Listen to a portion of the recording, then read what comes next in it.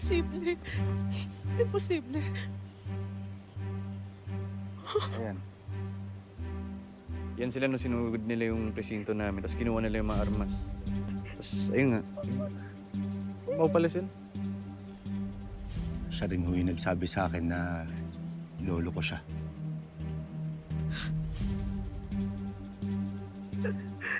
Totoo sinasabi niya, Lolo. Siya ang tatay namin ni Raul. Lolo mo siya.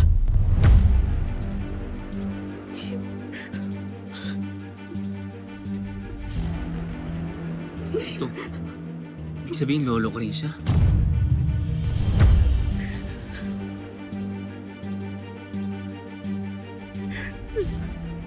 Siya rin ang kumuha ng ubdaw sa akin.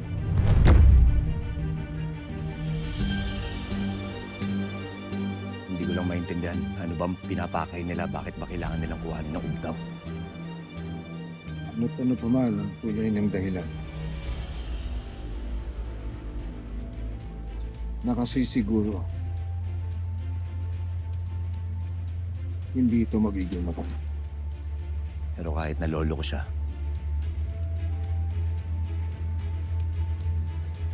kinakailangan ko siyang labanan. Para mabawi sa kanyang ubdaw at matupad ko ang pinangako ko kay Apong Ayo.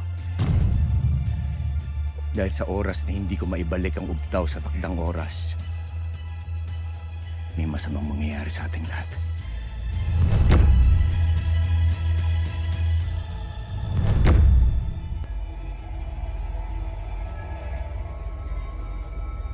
Mang Nando, hindi ba't sabi sa alamat na may kamalasan daw pong mangyayari kapag nawala ang ubtaw sa kinalalagyan nito?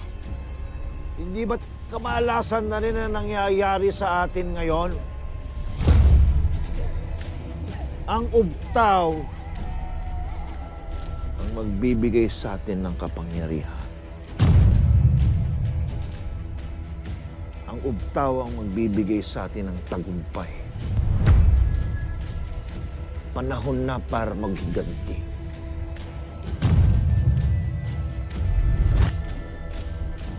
Jimeno, ikaw magdadala sa amin sa kuta nila. Dahil doon ka rin naman ang galing at alam mo kung paano pumunta doon. Makinig kayong lahat. Naniniwala ako na lalo na ngayon ay nasa atin na ang ubtaw. Ay mas makapangyarihan na tayo sa mga tao.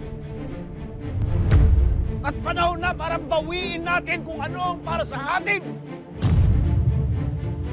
Lalo na ang mga kapwa-tubaw natin na dinukot nila. Tama! Kailangan nating bawiin ang dapat sa atin.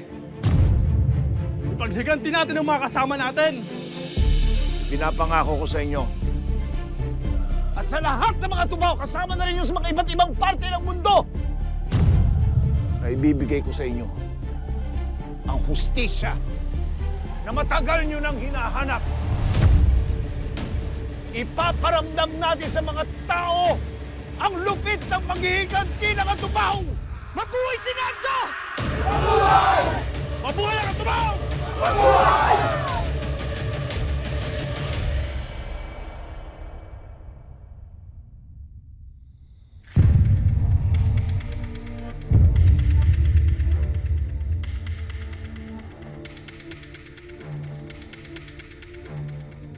Nangyayari na yung sinasabi ni Lolong Bokyo. Umiepekto na yung pagkawala ng ubtaw.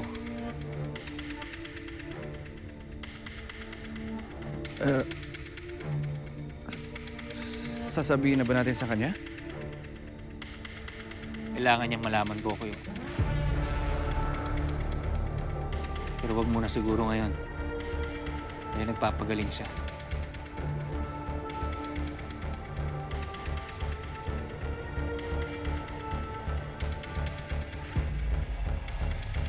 Sabagay. Kaya nga muna. Baka makadagdag pa to sa mga tinaramdam niya ngayon.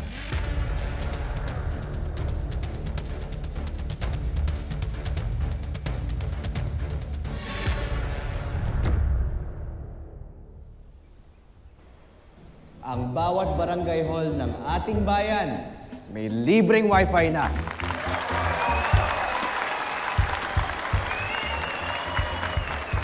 At yan ay dahil kay Senator Francis Tolentino.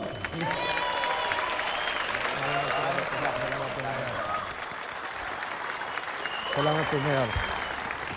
Hindi niyo po ako dapat palakpakan, hindi niyo po ako dapat pasalamatan. Ginagawa lang po natin ang tungkulin para sa inyo at sa mga remote area sa ating bansa na magkaroon ng libreng wifi. Oh, salamat ha! Kahit anong oras pwede na namin mapanood yung paborito naming teleserye. Salamat mo talaga! Aling mo ring, ang libreng wifi natin hindi gagamitin sa panonood ng teleserye, ha? Ay, alam ko naman po yun, Mayor. Na yung wifi po ay para sa mga nag-aaral at mga nagtatrabaho na kailangan po ng internet. Nagbabaka sakali lang naman eh. Pwede naman ho yan, basta hindi po tayo nakakasagabal sa mas nangangailangan. Iba ka talaga, Tol! Ang galing